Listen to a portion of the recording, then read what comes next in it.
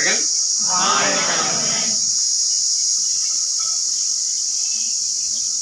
வாழ்க வையகம், வாழ்க வையகம், வாழ்க. அனைவருக்கும் வணக்கம். குட் மார்னிங் அப்படி சொன்னாதான் சொல்லுவீங்களா? வணக்கம். வணக்கம். வாழ்க வளமுடன். இன்னைக்கு இது ஒரு அரிய வாய்ப்பு. சடனா ஐயா சொன்னாரு வந்துட்டு இங்க வந்து ஒரு மாணவர்களை சந்திக்கணும் அப்படின்னு சொல்லிட்டு. நான் எதிர்பார்க்காத ஒரு விஷயம், ஆனாலும் இது நான் விரும்பக்கூடிய விஷயம்தான் எப்பவுமே. இதுக்கு இந்த வாய்ப்பு கொடுத்து இந்த மனவளக்கலையே உங்க பள்ளி வளாகத்துல உள்ள நுழைய வச்ச சேர்மன் சார், உங்க மனைவி, அவங்களுக்கு வந்து முக்கியமா நன்றி சொல்லணும். இல்லை, இவங்க வந்து ரொம்ப சுந்தரியா, நிஷா, அந்த டீம் வந்து ரொம்ப டெடிகேட்டட் பீப்புள். ஸோ அவங்க கிட்ட இருந்து கற்றுக்க வேண்டிய விஷயம் நிறைய இருக்கு. எனக்குமே அவங்க கிட்ட இருந்து கற்றுக்க வேண்டிய விஷயம் நிறைய இருக்கு. ஒரு மருத்துவரா உங்ககிட்ட சில வார்த்தைகள், ஏன்னா ஐயா சொன்னாங்க நல்ல உரை கொடுக்கணும் அப்படின்னு சொன்னாங்க. ஸோ அதனால வந்து நீங்க இப்ப கத்துக்கிட்டு இருக்கிறது வந்து வெறும் எழுத்தறிவு, அதுக்கப்புறம் ஐயா சொன்னார் இல்லைங்களா, வேலைக்கு போகக்கூடிய தொழில் அறிவு. இது ரெண்டு தான். வாழ்க்கை சிந்தனை அப்படிங்கிறது கிடையாது. அதாவது என்னன்னா, எவ்வளோ படிச்சிருந்தாலும் எவ்வளோ பெரிய ப்ரொஃபஷன்ல இருந்தாலும் ஒரு சின்ன பிரச்சனை வரும்போ அதை எப்படி சால்வ் பண்றது அப்படிங்கிறது வந்து எல்லாருமே திணறுவாங்க, தடுமாறுவாங்க. அங்கதான் பிரச்சனை. இந்த சமுதாயத்துல நீங்கெல்லாம் இப்ப சேஃபா இருக்கீங்களான்னா எங்களுக்கே பயமா இருக்கு. அடுத்த சந்ததிகள் வந்து நீங்க என்ன பண்ண போறீங்க? இந்த உலகத்துல இருக்கக்கூடிய அத்தனை த்ரெட்டனிங் பாயிண்ட்ஸ் இருக்கு சமுதாயத்துல. அவ்வளோ த்ரெட்ஸ் இருக்கு உங்களுக்கு. எல்லாத்தையும் தாண்டி பெருமையா எல்லாத்தையும் முடிச்சுட்டு நீங்க வெளியில போகும்போது பல விஷயங்கள் உங்களுக்காக வந்து பயங்கரமா காத்திருக்கு. அதை எப்படி தூசி தட்டி போற மாதிரி நம்ம போகணும் அப்படிங்கிறதுக்கு இந்த மனவளக்கலை உங்களுக்கு பெரிதும் துணையா இருக்கும். ஏன்னா இங்க வந்து உடலை மட்டும் வளப்படுத்துறதுக்கு இல்லை, பலப்படுத்துறதுக்கு இல்லை, மனதையும் வலுப்படுத்துறதுக்கு தான், பலப்படுத்துறதுக்கு தான். ஏன்னா ஒரு நல்ல வளமிகு ஒரு பூமி தான் நல்ல மரங்களை, விதைகளை வந்து மரங்களாகி அதுங்க வந்து செழிக்கும். அதே மாதிரி இந்த சமுதாயத்துல நீங்க நல்லா செழிச்சு வரணும் அப்படின்னு சொன்னா உங்க மனசுதான் பரந்த மனசா இருக்கணும். அதுல அறிவுங்கிறது வெறும் உலகியல் அறிவு மட்டும் இல்ல, எல்லா சிந்தனை அறிவும் இருக்கணும், கிரியேட்டிவிட்டி இருக்கணும், உங்களுக்கு அந்த மெக்னானிமிட்டி இருக்கணும். நீங்க வந்து கம்பீரமா இருக்கணும் வாழ்க்கையில.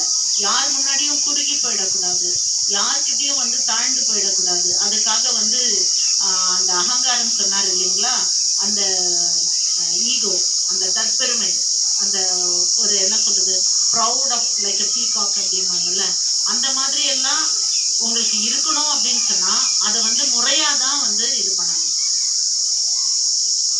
எல்லாரும் பிறந்துட்டீங்க, இப்ப உங்களுக்கு தெரியாது. ஏன்னா உங்களோட வயதை கடந்துதான் நாங்களும் வந்திருக்கோம்.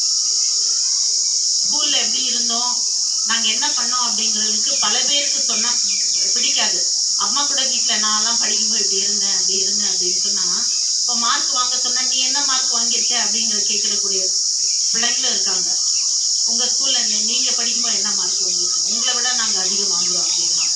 ஸோ நம்ம பெற்றோர்கள் வந்து எதுக்காக ஸ்கூலுக்கு அனுப்புறாங்க அப்படிங்கிறதும், எவ்வளவு சிரமத்துக்கிடையே நம்மள ஸ்கூலுக்கு அனுப்புறாங்க. லக்ஷ்மி அம்மா சொன்னாங்க, இந்த மாதிரி வந்து ஒரு குழந்தையோட கல்விக்காக கூட இடத்த விட்டு மாறி வந்து அங்க தங்கி பண்றாங்க. என்னோட மருத்துவமனை அருகில் வந்து ஒருத்தங்க வந்து தங்கி இருக்காங்க. அந்த பெண்ணோட கல்விக்காக வந்திருக்காங்க. அவங்களுக்கு 1000 பிரச்சனை, உடல் ரீதியா, மன ரீதியா, குடும்ப ரீதியா இருக்கு.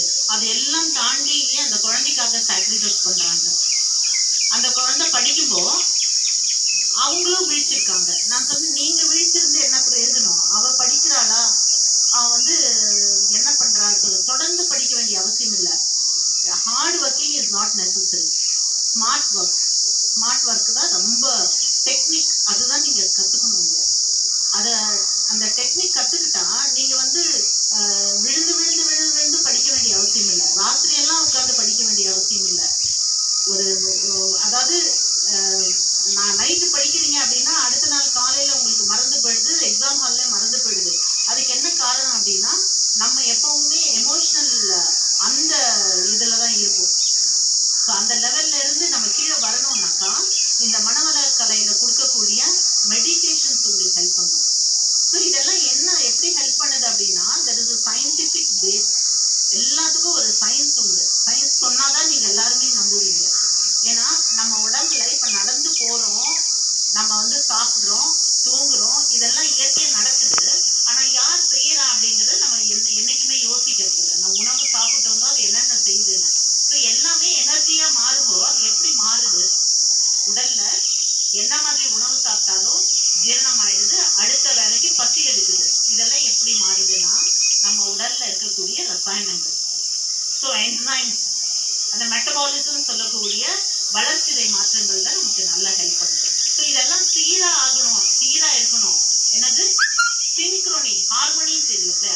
ஒரு பாட்டு கேட்டா அதுக்கு வந்து அதோட அந்த லிரிக்ஸ் கரெக்டா இருக்கணும், அந்த ஹார்மோனி கரெக்டா இருக்கணும். அப்பதான் கேட்கறதுக்கு இனிமையா இருக்கும். அதே மாதிரி நம்ம உடம்பும் மனசும் எல்லாமே சரியா இருந்தாதான் நம்ம நீண்ட நாள் சேவைகளை செய்யலாம், நமக்கு வேண்டிய சேவைகளே செய்யலாம்.